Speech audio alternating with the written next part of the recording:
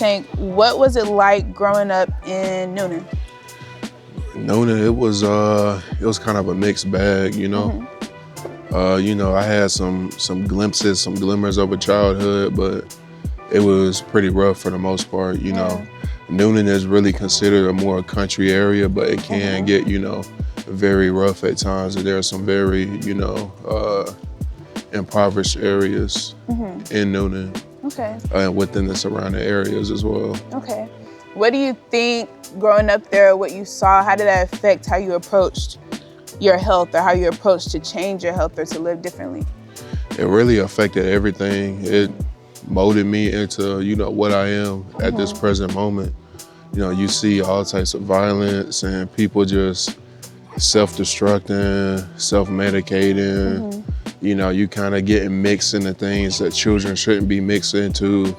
Just really out of survival, sometimes just wrong time, wrong place, or, whatever the justification is. But kind of experiencing all that from a young age, it kind of made me realize that I don't want to turn into, my environment, if that makes sense. Yeah, that makes sense. It's like while I'm within this right now, but I just always had it put into me from a young age that, that there's something greater within me. Like there's a whole brave new world out there, to explore. I don't have to stay within this. I don't have to die here. You know what I'm saying? That's kind of the thought I had in my head for a long time, that I'm gonna die here. I'm not gonna make it at 18. That's kind of how I perceived the world for the longest. So that's just how I lived, just not really caring, doing what I had to do, doing God knows all types of things, but I kind of, as I got older, I realized that there's a whole new world out there, and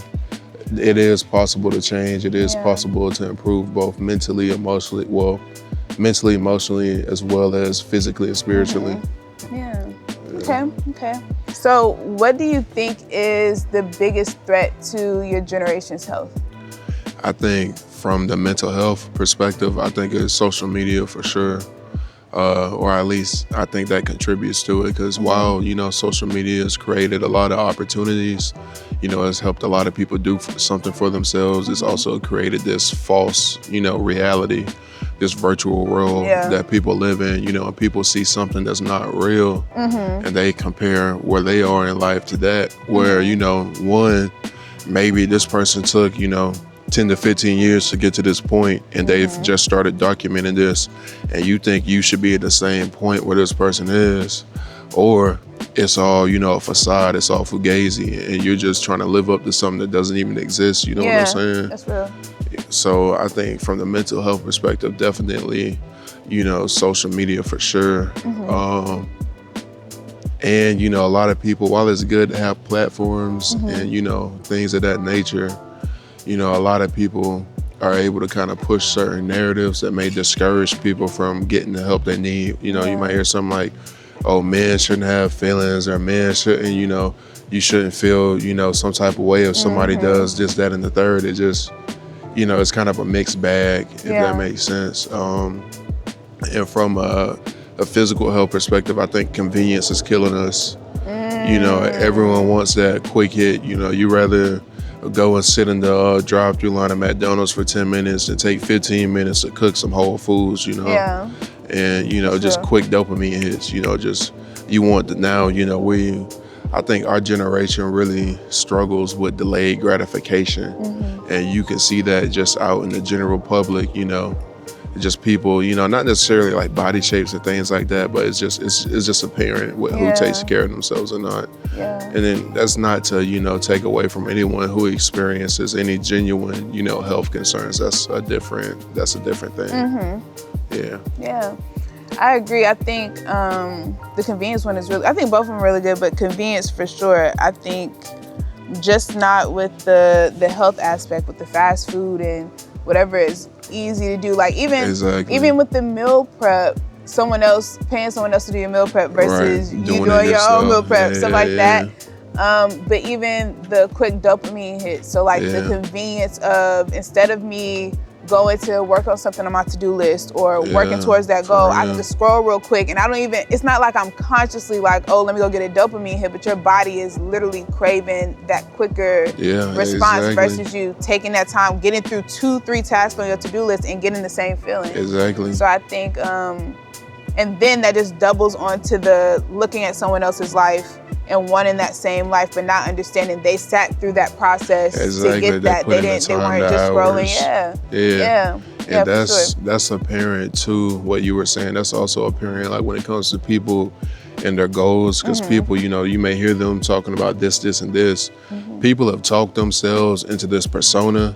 That's a detriment to this generation as well. Everybody has a persona, like I said earlier, a facade. Everyone's playing a character, everyone's an actor, everyone's playing a role. But it's like, who are you when the cameras turn off? Who are you when the mask, falls from your face, when the veil is lifted? Who are you really? Are you just a shell of a human being that's shrouded, in this big glorified, image? It's like the Wizard of Oz, it's like when the smoke and mirrors are going, who are you? A lot of people are living behind smoke and mirrors, you know what I'm saying? And don't even know it. The Walking Dead. Nah, for real. For real. Okay, that was good. I think the next thing is, what do you think men need in order to see their health improve? What do you think are some things they need?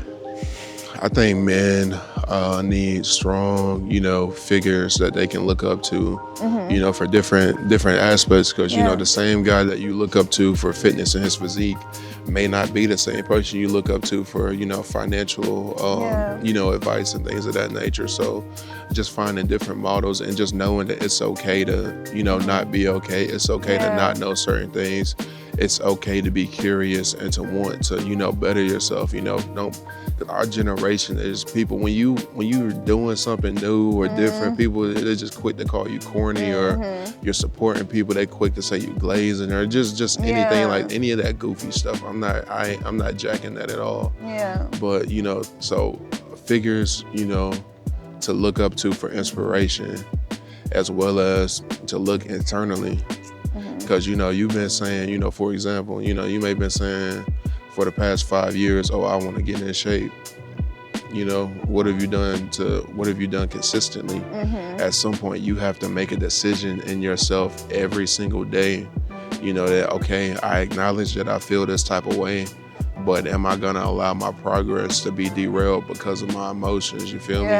It's like, I still have to put this work in. The bills still need to be paid. The food still needs to be on the table. You have to make a decision within yourself every single day that, regardless of my emotional state, I'm gonna deal with that when the time's appropriate. I need to do what I need to do to better myself and be a better person for those around me. Yeah, that's good. That's right. Are my answers too long? No, good. You're good. Just for you. Yap away. So when it comes to, I won't say that you're like super young, but when it comes to your generation, what do you think you guys can do to impact health? I think being vocal, whether that's online, creating and building a platform for yourself, or just impacting those around you, you feel me? Because sometimes, the biggest impact we can make is an impact of one. And then that just kind of, it compounds, So, and really just leading by example. If I say I want to be, fit and this and that, and financially literate and this and that, I have to live up to that standard myself, you know what I'm saying? So having some accountability with our own goals, if that makes sense, holding ourselves accountable to the standard that we set for others. That makes sense. You know what I mean? What do you think the previous generations can do to help your generation achieve your goals? Like, is there anything that, I wouldn't say that we missed, but is there anything that we can do to help support y'all? I think, for one, a lot of previous generations have kind of written my generation off, and the generation after me, because I'm not even in the newest generation anymore. But we've been kind of written off, but just kind of, not being afraid to impart the knowledge. If it falls on deaf ears, it falls on deaf ears, but at least you did your part. But that, and just understanding that the world that we're growing up in and grew up in is not the same world from different generations. So we're getting hit from all these new angles. There's all these new things. There's something new every day. And people are, feeling it, for better or for worse. And just, realizing that this is not the same world that you grew up in. It's not, and baby. that It needs is to not. be taken into account. Yeah. You feel me? Yeah. Well, thank you for interviewing with me course. today. Of You course. did really good. I appreciate that. I appreciate your time. I'm proud of you as well. Okay, let's go. Okay. Well, we supposed to hug? We're supposed to hug. Oh, shit.